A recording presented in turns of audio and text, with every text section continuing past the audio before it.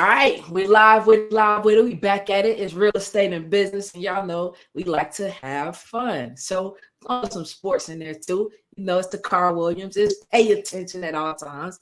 Got my cousin with me, Mikel Key. Talk to Hey, I'm him. just happy to be here today. I'm Yes, happy to indeed. survive in Yes, this. indeed.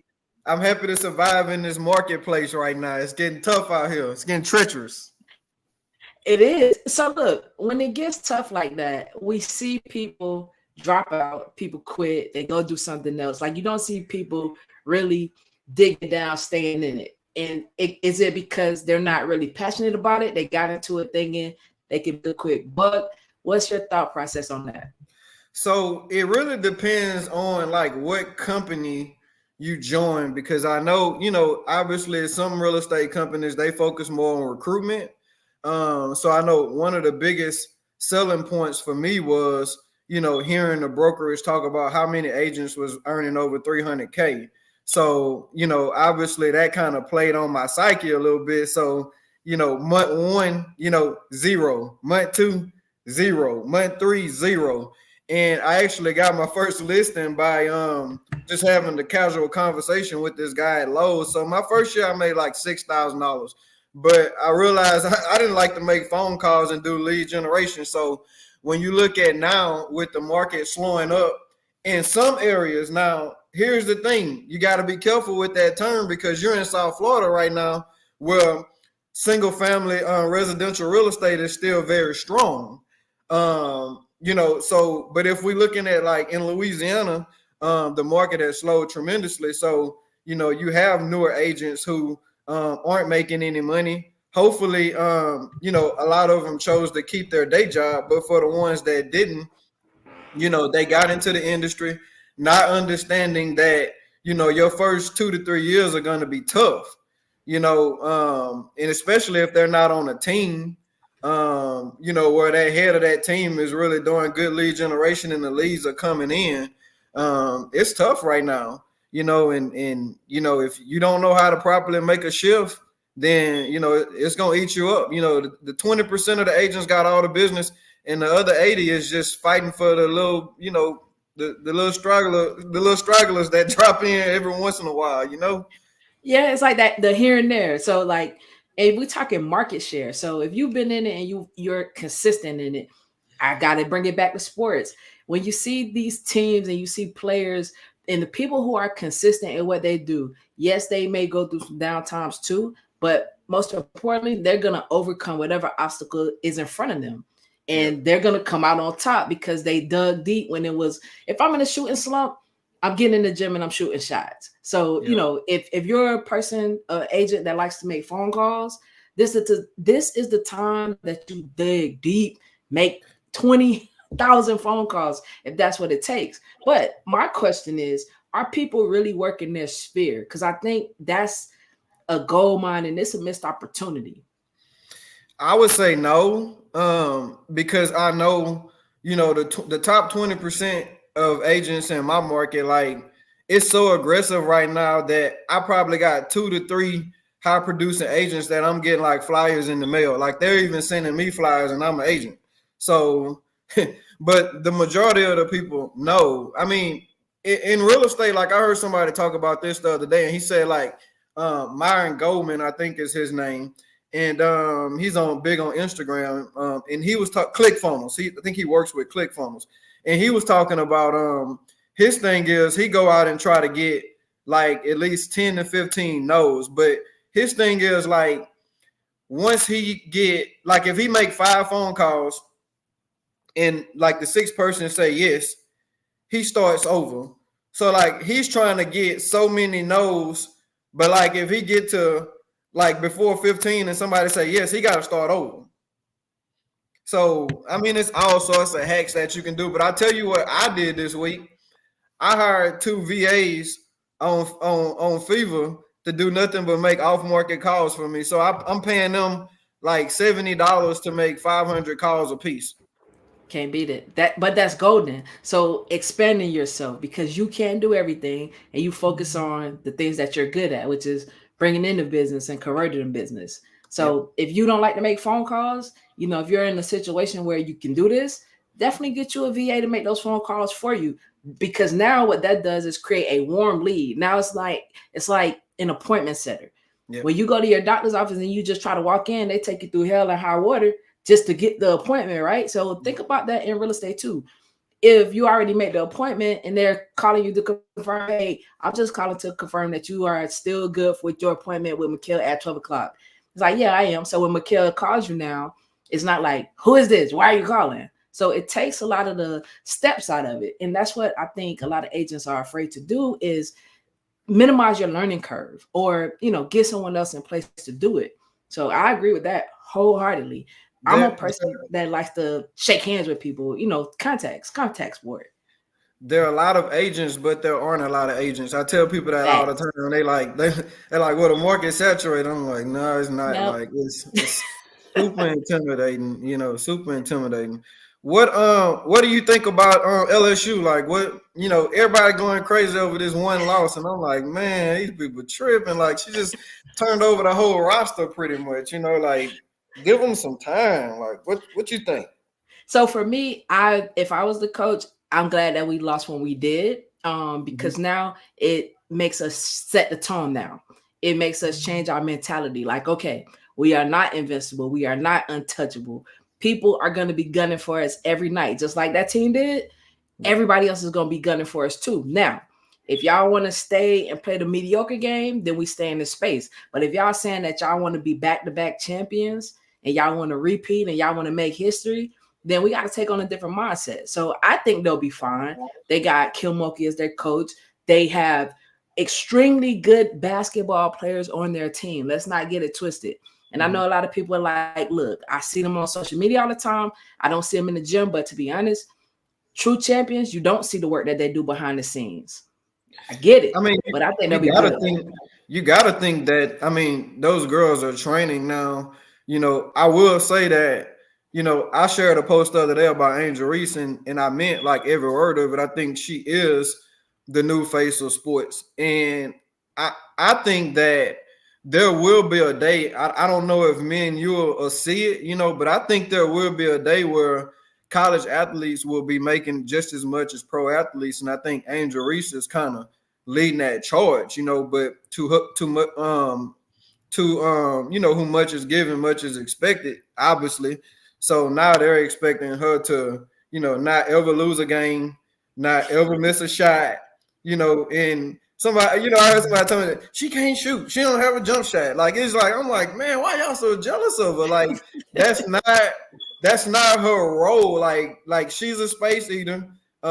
She plays defense, but look, I mean, she's all over the place, so you got to expect her to have some kind of jet lag, and not, she got to get in the game shape, obviously, and I think we saw a little bit of that. Yeah, I mean, you just said something that's key. That's not what she does. So, I mean, let's be honest. We can look at some of the greatest players that have played the game of basketball, and they don't do everything. They're not good at everything. They No, are not good at everything. Steph can't defend, but does that stop the coach from putting him out on the court to shoot threes? Absolutely not. She is probably the best rebounder we've seen in the game. Dennis Rodman.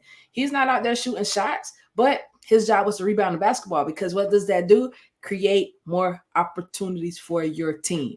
So yeah. now we're gonna put the ball in the hands of people who are successful at scoring, passing, doing what they gotta do. So I think she'll be fine. A lot of people say that she's gonna get ate up at the next level, but let's be real. How many rookies have you seen go to the next level, male or female sport, doesn't matter, and create the impact right away? Like how many of those athletes have you seen do that? Not many, and I think with Angel Reese, we got to ask ourselves the question: number one, when is she gonna go pro, and if she gonna go to the WNBA? Because I think Correct. she might go play in Dubai or something, right in the with the Saudis or something. You just never. No, the girl getting a bag. But look, that's she getting it. But let's lead off into that and kind of talk about. So obviously we've led off and we've kind of talked about real estate, the changing dynamics with the market right now, and how sales are slowing up. We talked about Angel Reese and how she's getting that bag, and obviously everybody's interested in getting that bag right now. But one of the biggest things there, I think we're having issues with right now is we are in the middle of an affordability crisis, Mm-hmm. and even with some of the properties that I have listed right now, when you look at $100,000 property at a 3% interest rate, you look at what that mortgage payment would be. Now we're looking at almost an 8% mortgage payment on $100,000. On $200,000, that payment has doubled now. So what used to cost $800 now in real estate per month with a mortgage payment now is $1,600 a month. Yep. So if wages aren't growing, and you look at the cost of renovating a property, the cost of the goods at the grocery store, the cost of gas, the cost of clothes, the cost of everything has went up except wages. So now how are we going to be able to even compete in this market, as a home buyer? It's just not, to me, it's not feasible for a lot of people right now. And I think that, what you and I are doing, trying to motivate people to get out and create other additional streams of revenue.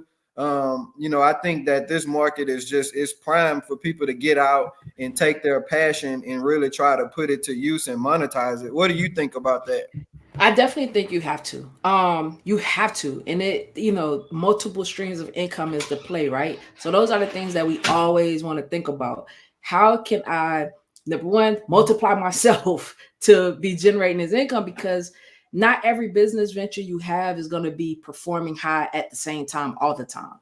So when one thing is not doing or performing well, do I have something else that could come in place? So you've mastered truly multiplying your license.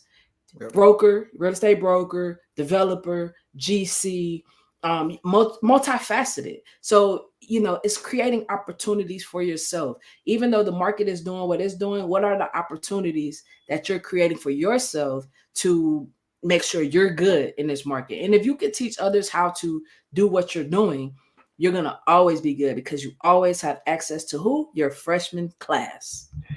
And when you think about it, hold on, cuz is this on we're on Instagram or Facebook? I can't hear you. We're on Facebook. We're on Facebook, perfect. Yep. You tag me in it? Okay, perfect. Listen, I got a call earlier today, and it was so fitting because one of the young ladies, she inboxed me and she said, "Well, look, I got my LLC and I'm interested in starting my business, but I don't know where to go with this." So I was like, "Okay, what are you interested in doing?" And she said, "Well, I want a food truck." And I said, "Okay, cool." I was like, "Well, what are you doing right now?" And she said, "Well, I cook for family, I cook for repasses and stuff like that." So instantly my thing is, the end goal is to buy a food truck, but the present goal is to just cook every day and sell plates or do something like that. And kind of what I always tell people is just multiple streams of income doesn't necessarily mean that you want to be a real estate agent and you want to go work at, as a manager here, and you're going to try to sell clothes out of your trunk. You're just doing so many different things. Like, if I'm a real estate broker, then I can do real estate coaching. I can buy property, I can manage property. So everything's kind of under one hub, but it's feeding off of the same thing. And I think so many people spread themselves too thin by trying to do too many things. Like, just if you're a manager at Walmart or something, there's plenty of people that need management consulting. So you can start making videos on how you've been an effective manager and just share it out and say, "Hey, management consultant available." And you'd be surprised at how many people, small business owners, are tap in under there and say, "Hey, I'm having an issue managing this small team of 10. I'd love for you to help me build out a program, and I'll pay you $500 for it." Like, that's things that you can do, especially with social media, and leverage that platform to just create you some kind of motion on the side.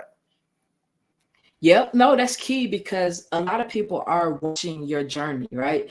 And a lot of times we are afraid to share information. Number one, we don't like to be judged. We don't want people to be like, "Man, you don't know what you're talking about." But again, you are competent in a certain area. That competence breeds confidence. And when you're confident about something, I'm not saying that you're not wrong about things, but when you're confident in something because you've done the work and you've got educated on it, there's really nothing anybody can tell you, because number one, you're going to always be a student of whatever industry or field that you're in, constantly learning. And that's the thing that we always have to do. We have to be constantly learning. But I think, we got to also tap into the law of reciprocity. When you give, you receive, right? So a No. lot of times I think that's what we fail at. We don't give enough. So then we don't receive what we're expecting in return. But you can't give from a heart of like, I gotta receive this. I'm gonna give so I can receive this. No, you gotta give just out of the kindness of your heart. Because some things that you're gonna get back aren't monetary. And some things don't have a price tag on them. So that's what I think about that. So now cool, and that's actionable.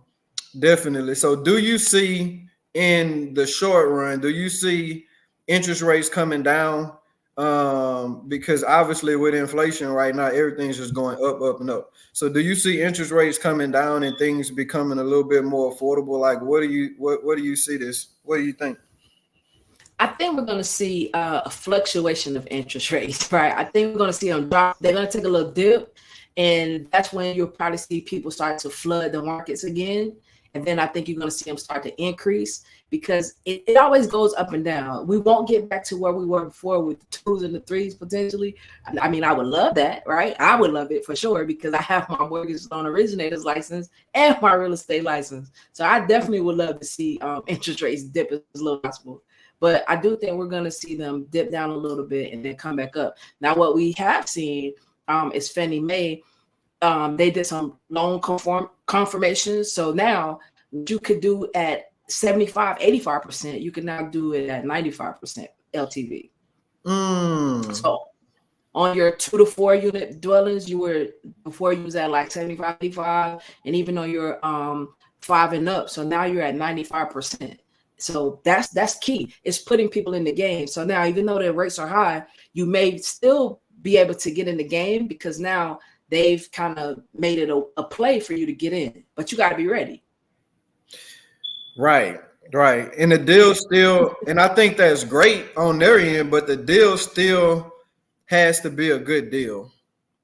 Even, Yes. even if they're lowering the requirements to get into the market, the deal still got to be a good deal. And I'm telling you, like, the pencil and the math is just not mathing right now. Like, I just had a student over here and we was just running numbers on potential deals, and I got 2 or 3 deals that I'm underwriting right now and looking at it, and just the math of today, especially with these interest rates, I'm just not seeing how to make some of these deals work. Now, what I will say is, all right, interest rates are high right now, and obviously it's hurting single family, but now we're seeing apartments, the apartment community, like multifamily right now is the best investment I think you can make outside of like retail in certain areas. Like South Florida right now, where you're at, retail is very strong.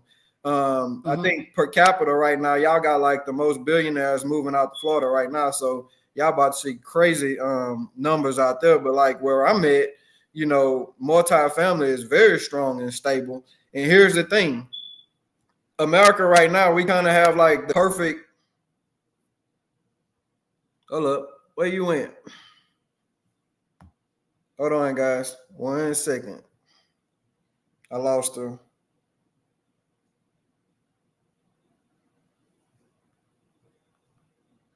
Hold on 1 second.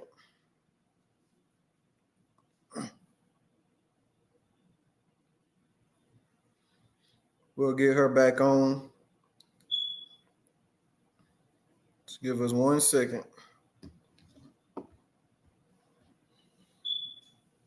Okay, so basically what I was explaining right there was, with interest rates being high and obviously with sales slowing up on single family houses for a number of different reasons, but there's a shortage of supply going on right now. So obviously the rent market is very strong. So, there she goes. Hold on 1 second.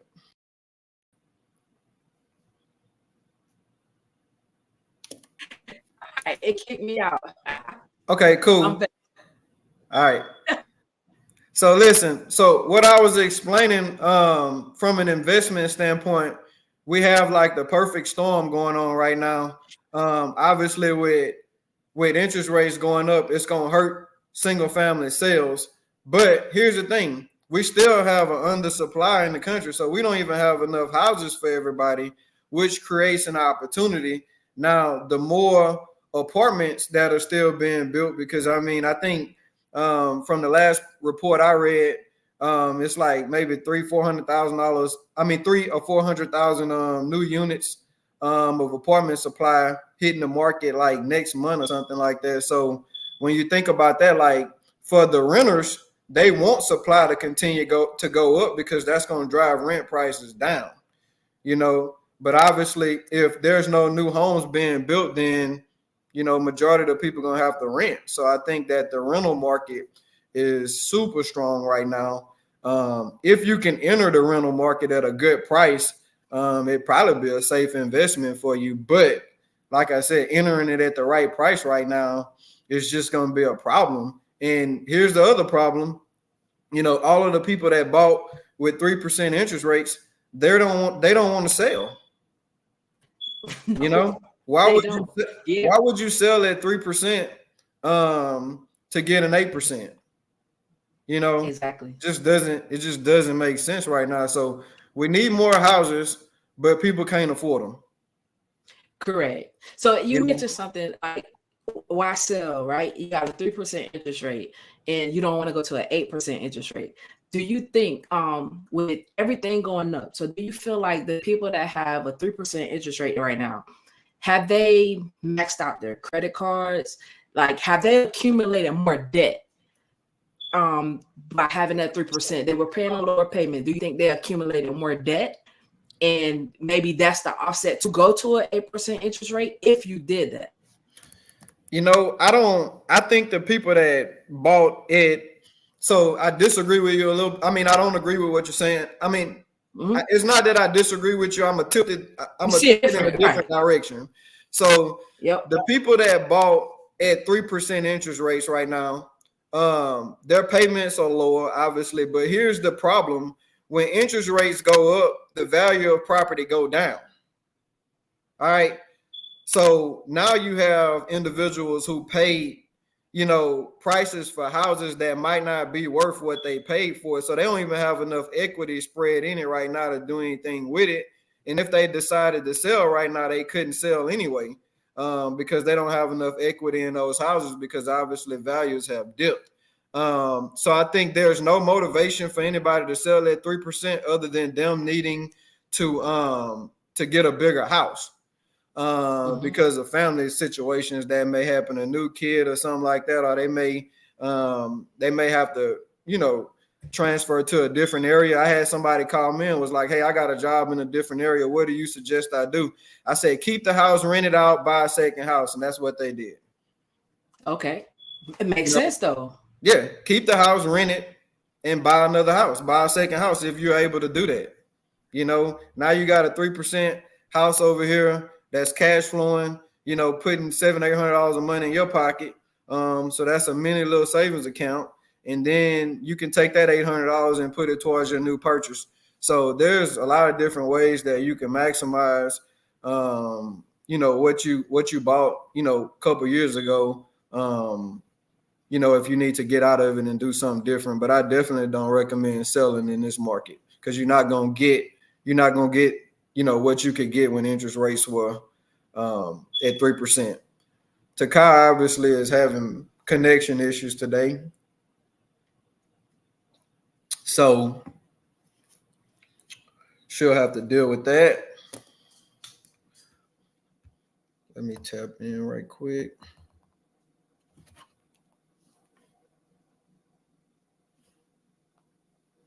Let's see.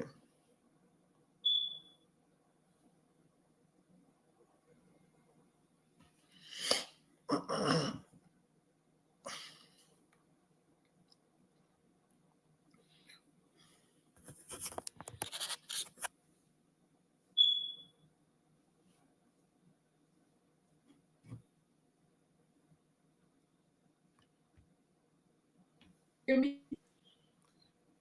You're killing me, Takai. Man, I don't know why I keep getting kicked out. That's crazy. You're killing me. You're killing me. So I'm so telling that's you. That's my 2 cents on it. You been keeping up with football any? Yeah, hey, listen, my boys, I'm a big Dolphin fan, man. And, they already trying to say we're not Super Bowl contenders, but I'm telling you, I see it. They say we can't beat the top ranked teams or whatever the case may be, but I'm going to tell you something. All that is seasoning for when we make that playoff run, because it's not like your Super Bowl contenders are beating us out. They're not beating the block off us, right? Mm-hmm. We in the game. We a couple plays away.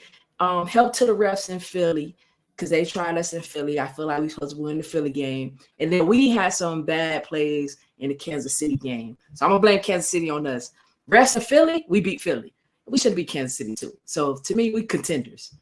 So what do you think about the newest superstar in the NFL right now, Taylor Swift? Taylor Swift. I might need to cop me a jersey. I can't turn on the TV without them blasting her on there, man. If that ain't marketing at its best, I don't know what to say. It's crazy. They say Travis marketing. You know what you think? Listen, I can't even be mad on them. I'm just tired of seeing it. Like, all right, they're together. Good. Let's move on. But every week, every day you turn it on, they talk about these two people. I know, man. It's crazy. I'd hate to be in that locker room right now as a player. You know what I'm saying? Like I know it's aggravating. Maybe I can, hey, I know one of the players on the team. Maybe I can hit him up and ask him about it, and see what he think. Yeah. Be like, man, what y'all got going on over there? Like, for real. Yeah. Y'all the Kansas City Swifts right now, not the Chiefs. I know. Right. So tell me this. What is like your main, just for the viewers right now, because obviously everybody's trying to get motivated towards whatever direction they're going in. Like what's your top like goals right now? Like how are you really, making impact to try and hit them? Like what are you doing? Coaching, and I'm talking about coaching real estate agents that's trying to get to the next level. Using the mindset of an athlete, because that's the thing you got to dig down deep in. At least for me, it is. And just doing those things that I did within my season. How do you get better at something? You have to actually do it. But a lot of agents don't know the strategy or the reason or rhyme behind why they need to do what they have to do. And just knowing that things aren't going to happen for you instantly. Plant seeds, nurture seeds, your harvest grows. Like you can't plant it and then it's just going to grow and you're like successful. So truly coaching agents and then just putting yourself out there, being consistent. So I challenge myself to say, you know what? I'm going to put out 10 videos a day for 365 days. That's a lot of videos, right? So imagine how many people you're going to impact, you're going to touch, and then let the algorithm work for you, because you're training your algorithm to different. So that's the challenge that I have on myself right now. Yeah, I'm kind of doing the same thing. Like I've been really pushing content out, and I kind of got away from the perfection because I used to sit up there and like work on one video for like 3 hours, and now I'm just shooting and putting it out there, but I'm noticing that my engagement is going up, and it's actually fun because I'm learning some things about social media. So I'm seeing like how to boost your engagement, how to get people to talk to you. And then it seems like the more people that interact with you, the more people that see the post. Obviously with me it's coaching too right now, really focusing on coaching. I would like to buy another multi-family property, within the next 2 to 3 months. I have like 1 or 2 that I'm looking at. One looks very promising. So I would like to keep the momentum going on that while growing, the coaching side of my business. Because let's face it, I mean, we can't continue to ignore, the fact that social media has to be a part of your branding, and it has to be a part of your makeup, especially if you're in the sales business. You need to be on here. Yeah, because you got to think, if 95% of buyers, sellers start their search online, and you're not online, you're not meeting people where they're at. So, and you got to think about video too. Incorporate video in your business. Do you know that video increases your click rate by 1,200%? Why wouldn't you just put out a 1,200%? Like, that's crazy. So, you can put text out there, that's fine, that's cool, that's content. At least you're doing something. But if you add a simple video to your text, you just enhance and increase your click-through rate by 1200%. Super duper Wow. crazy. Wow. Yeah. So that yeah, that's kind of, all I have today, quick update. I think this is gonna be value add for the both of us, and I think we, obviously I've already started putting some seeds out there, and I think that over the next couple of weeks we'll have some pretty good visitors join us on here. Yep. But I think, we'll keep this going and keep giving the people something of value that they can take and hopefully grow, their networks or, or take their talents and build side hustles. Because, like I said, the biggest issue right now is affordability. And here's the thing, like, there's no downsizing to really take advantage of this market. Like, you can downsize, but what are you going to downsize if everything's going up, So I think that the way that I would approach it is trying to almost outrun the debt instead of trying to scale down so much to where you really have nothing. No, that makes sense. That makes sense. Look, I say this a lot. Like, you got to know when it's your time to play the game. Mm-hmm. But if you're not in the game right now, what are the things you're doing to prepare yourself to get in the game? Because everybody can't play the game. That is a fact. And then there's different levels to the game. So you got to know what your base point is, what your starting point is of getting in. Then once you're in, you get your feet wet. Now we're talking about expansion, because you have a different experience level than myself, and we both have different experience levels than a novice that's trying to get in the game. So there's people that's trying to get in this real estate market right now as an investor, as a real estate agent, and the market itself is different from for all of us. Like, it's the market is the market. So a lot of questions that newbies have is something that we've never seen before, and there's no one answer to everybody's question, if that makes sense, because like you said, we're in different markets.